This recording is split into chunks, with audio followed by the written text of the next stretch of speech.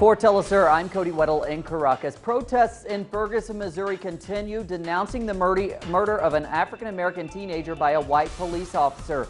Despite the lifting of the curfew implemented by Missouri Governor Jay Nixon, 31 people were arrested overnight as residents have continued taking to the streets.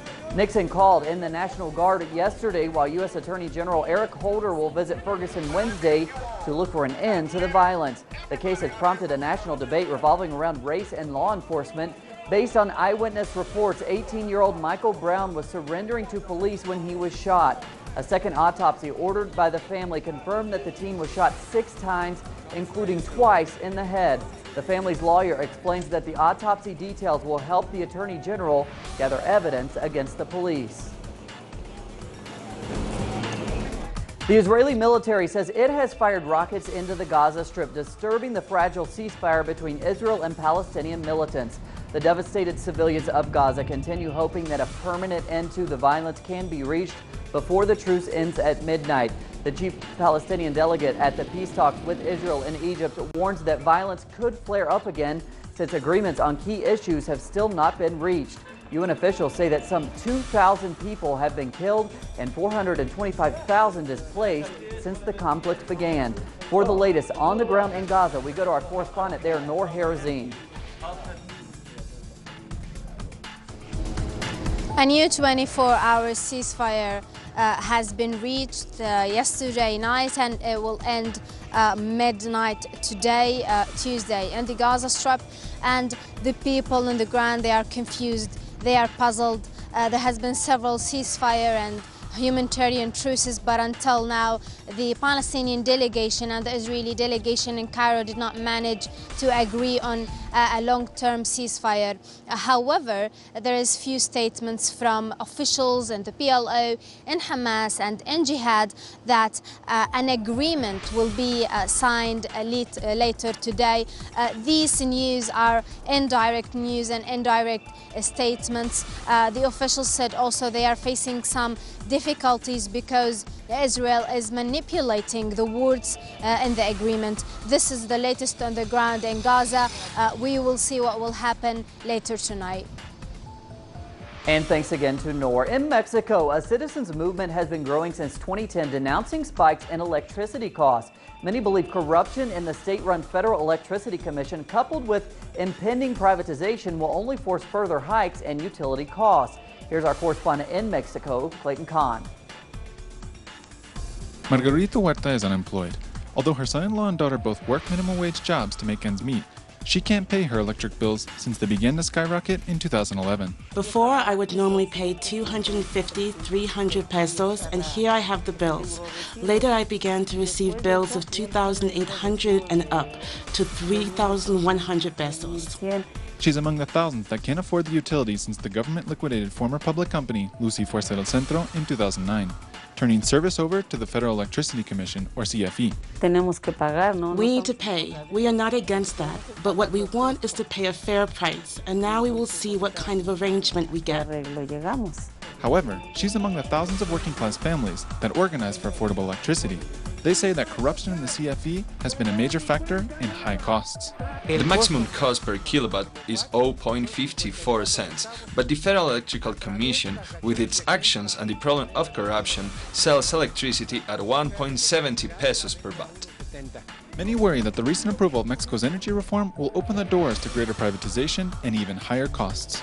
What is gonna primarily affect us is that if now they charge us what they want, in the future the private companies are going to continue charging those costs and even more. Many families have signed on to a campaign to not pay their electric bills until prices drop, while organizers are calling for a mega march in September to reject the energy reform and privatization. Clayton Kahn, Telesur, Mexico City. This week marks the official start of campaign season for Brazil's general election, scheduled for this October.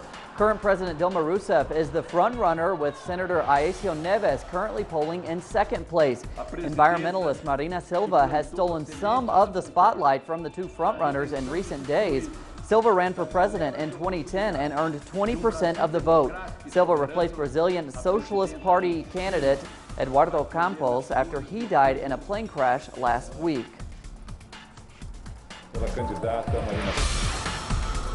Chilean President Michelle Bachelet plans to push for significant modifications to Chile's electoral districts and constituencies. Previous attempts by Chilean administrations to do the same have failed. The reforms would alter a system unchanged since its formation under former dictator Augusto Pinochet. Some have described that system as founded upon blood and fire, designed to protect a privileged minority of Chilean society. The reforms are now waiting for Senate approval.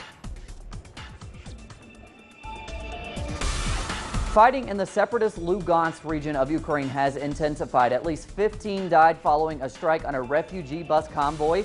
Reports continue of intense artillery exchanges and shelling between government forces and rebels. The 4-month conflict has killed over 2,000 people and left hundreds of thousands of Ukrainians displaced. Many have fled to Russia, living in large camps.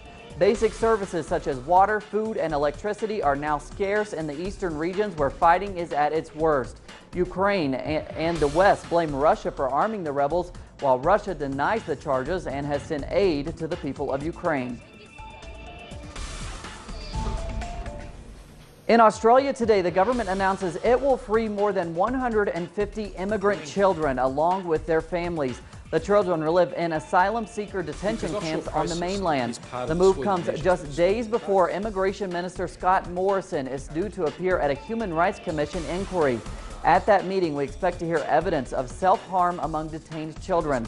Around 700 other children will remain in detention, including all of those held in offshore detention centers. Saving the lives of young children.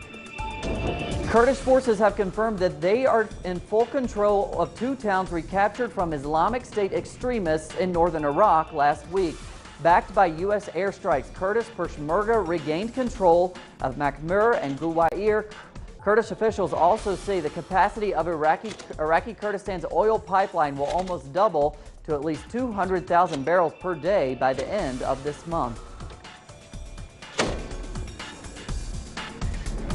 The religious minorities in Iraq should be defended by the United Nations. That's the suggestion Pope Francis offered Monday on his way home from a tour of Asia. He added that no one country has the right to invade. He says a decision to stop the Islamic State extremists should be taken by the international community. He stressed that history should not be forgotten, saying countries have invaded before with the excuse of stopping an unjust aggressor and the real aim of conquest.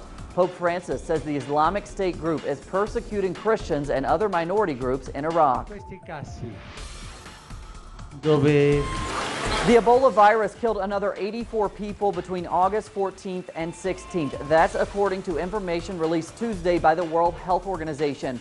The 84 deaths come from 3 countries, although the majority of the deaths originated in Liberia. Since the beginning of the epidemic in March, that country has confirmed over 2,200 infections and over 1,200 deaths from the virus. The UN health body assures that no cases have been confirmed elsewhere in the world outside of Guinea, Liberia, Nigeria, and Sierra Leone.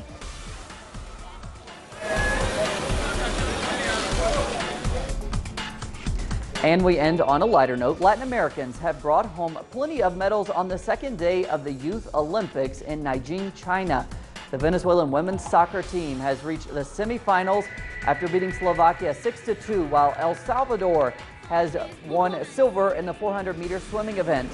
Where the Latin American athletes are really excelling, however, is in martial arts, with Cuba and Venezuela picking up bronze medals and Brazil taking a gold medal in judo. Meanwhile, Mexico and Brazil have taken medals in taekwondo, including a gold medal for Brazil's Erival Marques Quirino Pontes.